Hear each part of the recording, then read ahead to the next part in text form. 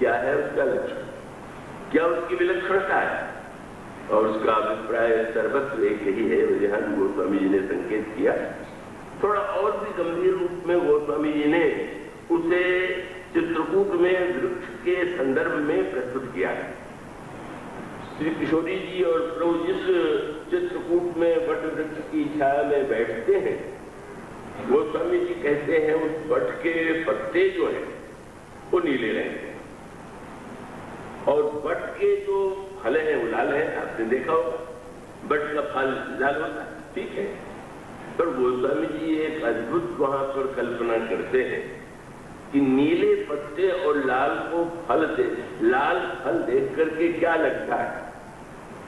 उन्होंने कहा कि ऐसा लगता है कि वो जो वट है वो लाल पत्ता जो है, नीला फल क्या है, उन्होंने कहा मानो ये रात्रि, और यह जो लाल फल है वो मानो सूर्य का प्रकाश।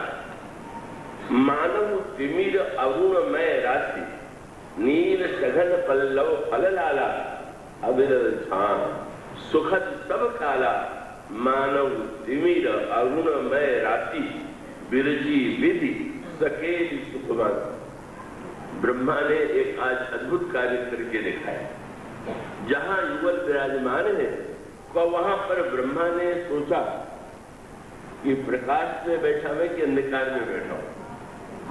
प्रभु प्रकाश में मिलते हैं कि अंधकार में, दिन में कि रात्रि में, और तब उन्होंने कहा, अद्भुत खेल किया ब्रह्मा ने। इस वट का जब निर्माण किया तो ऐसा लगता है कि प्रकाश और अंधकार को मिला करके अद्भुत वृक्ष की रचना की। भक्ति का रूप माने प्रकाश और अंधकार, ये जो परस्पर विरोध है, उस विरोध का एक साथ जो विलक्षण दर्शन जहां पर होता है वही दिव्य प्रेम और भक्ति का रस।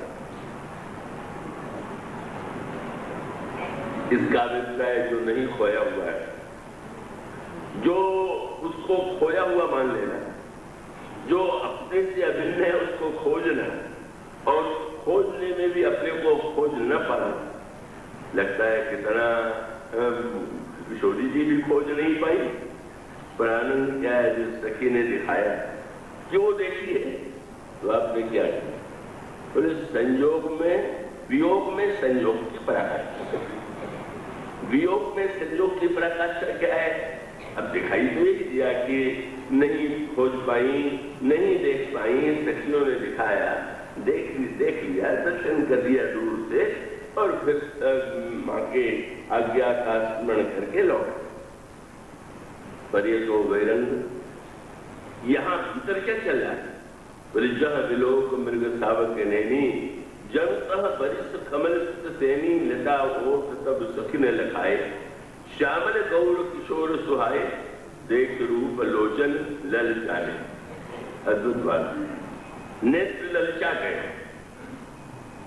सचमुच क्या लालच की आवश्यकता है क्या, पर मानो भक्त साधना का स्वरूप है कि अगर भक्त को यह अनुभव होने लगे कि अब तो हमने जो कुछ पाना था पा लिया, अब कुछ पाना शेष नहीं, लोभी को जैसे कितना भी मिलता जाए, पर मिलते जाने पर भी उससे पूछा जाए कि इतना पा लिया, अब तो कुछ नहीं, अरे नहीं भाई अभी क्या पा लिया और चाहिए।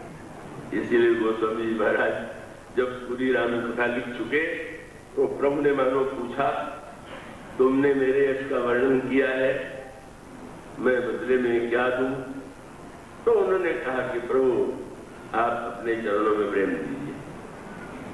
प्रभु ने पूछा, भरत की तरह प्रेम की, लक्ष्मण की तरह की, हनुमान जी की तरह, किसकी तरह तुम प्रेम चाहते। उन्होंने कहा प्रभु इतने बड़े बड़े नाम का स्मरण मैं करूं कि मैं भरत जी की तरह प्रेम चाहता हूं, लक्ष्मण जी या हनुमान जी की तरह प्रेम चाहता हूं। तब कौन नया पात्र निकल आया, बोले महाराज मुझे तो दो, बस आप दो के रूप में जैसे दोनों की वृत्ति है वैसी मुझे बना दी। क्या कामी नारी प्यारी और लोभी प्रिय मिदाम, तुम रघुनाथ निरंतर प्रिय लाभो बोलिया। जैसे कामी को नारी सौंदर्य प्रिय लगता है, जैसे लोभी को दांतने लगता है, मानो यहाँ की अद्भुत दृष्टि है, मानो काम में मिलन की तीव्र उत्कंठा होती है जिसके प्रति राग है। अब वो सांसारिक दृष्टि से सांसारिक मिलन की आकांक्षा में जो उत्कंठा होती है, इस उत्कंठा को आप इस प्रेम रस में भी देखेंगे। सी ही अति उत्कंठा जानी, पर अब उसके साथ लोभ जो है और लालच यही है कि देख रूप लोचन ललचाए, उस रूप को देख करके लोचन ललचा के और हर से जन निज निज पहचाने।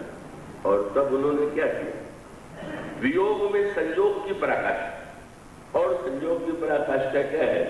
सखियों को यही दिखाई पड़ा कि दर्शन करके लौट आए, पर बात तो दूसरी हो गई।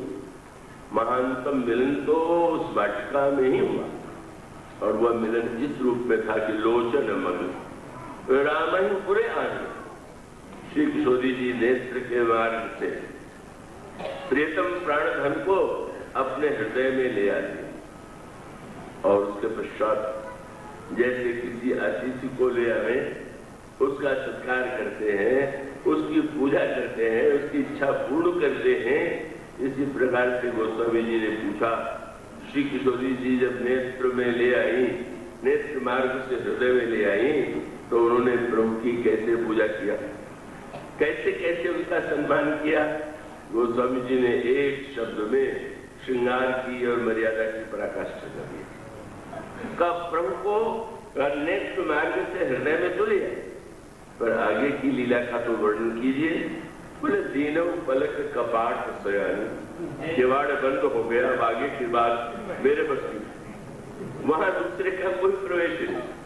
अब उस कपाट के द्वारा, वो कपाट में बस कितने शब्द में तो श्रृंगार की पराकाष्ठा हो गई। दीनों पलक कपाट सयानी, इतना दिव्य, जहां पर इतना वियोग है कि दूरी लग रही, वहां पर हृदय में ले आई, पलकों का किवाड़ बंद है, और उसके पश्चात गोस्वामी जी मौन होते हैं कि भाई उस लीला में तो किसी व्यक्ति का रंज मात्र प्रवेश नहीं।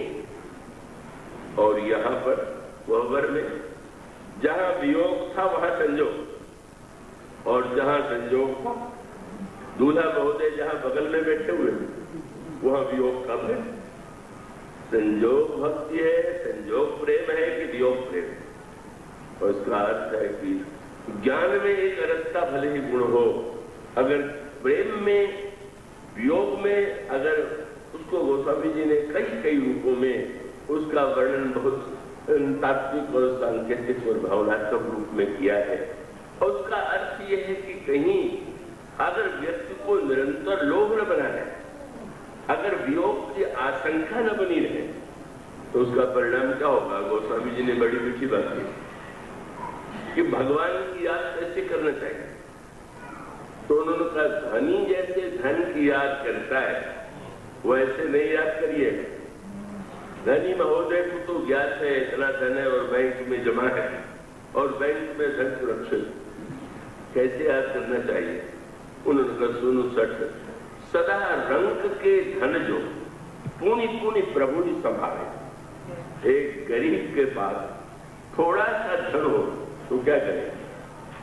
दिन भर में 10-5 बार अकेले में गिन लेगा कि है तो कहीं चला तो नहीं गया। उन्होंने कहा कि जहां पर प्राप्ति में भी अप्राप्ति का भ्रम भय बना रहेगा, वहां जैसा स्मरण होगा वैसा स्मरण जो है का निरंतर सामिप्य और संयोग की अनुभूति से नहीं होगा। इसलिए गोस्वामी जी मानो यह बताना चाहते, अद्भुत ध्यान रस की यह पद्धति, यह जो स्वरूप है कि जहां पर वियोग था वहां लोचन वगैरह में, और जहां विराजमान है, बगल में विराजमान है, धनुष भी टूट चुका है, विवाह भी भौतिक संदर्भ में हो चुका है, सब कुछ हो चुका है, पर वहां डर लग रहा है कि कहीं चले न जाए।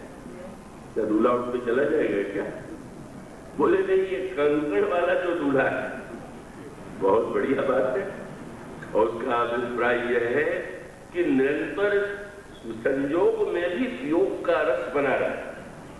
वियोग के संयोग की अनुभूति न हो तो भक्त प्राण दे दे। अगर वियोग का ठीक पूरा अनुभव हो जाए कि वियोग हो गया तो प्रेमी जीवित ही नहीं रहे, क्योंकि वियोग में कैसे जीवित रहे। गीतावली रामायण में कौशल्याम्बा के संवाद में गोस्वामी जी ने कहा कि कौशल्याम्बा जब प्रभु वन में चले गए तो व्याकुल होकर के सवेरे श्री रामभद्र जहां सोते थे वहां द्वार पर खड़ी हो जाती हैं और पुकारती हैं, उठो उठो राम, अभी सो रहे हो, तुम्हें सुनाई नहीं दे रहा है कि तुम्हारे मित्र जो है बाहर खड़े होकर के तुम्हें पुकार रहे हैं। किशोर कौशल्या जी की सखियों को लगा माँ को कुछ मस्तिष्क का विक्षेप हो गया, भ्रम हो गया, क्या भूल गई? तो सखी ने कहा कि आप क्या भूल गई, क्यों वन चले गए? उसमें भक्ति की जो व्याख्या कौशल्या जी ने किया, उनका सखी बड़ी समस्या है। तुम कहती हो कि वन चले गए हैं तो तुम झूठ क्यों बोलो? लेकिन मैं क्या करूं, कल लगे ही रहत मेरे नैननी आगे राम लखन और सीता मेरी आंखों के सामने दिखाई देते रहते हैं। तुम कह रहे हो वन चले गए हैं, मैं बड़े संकट हूं।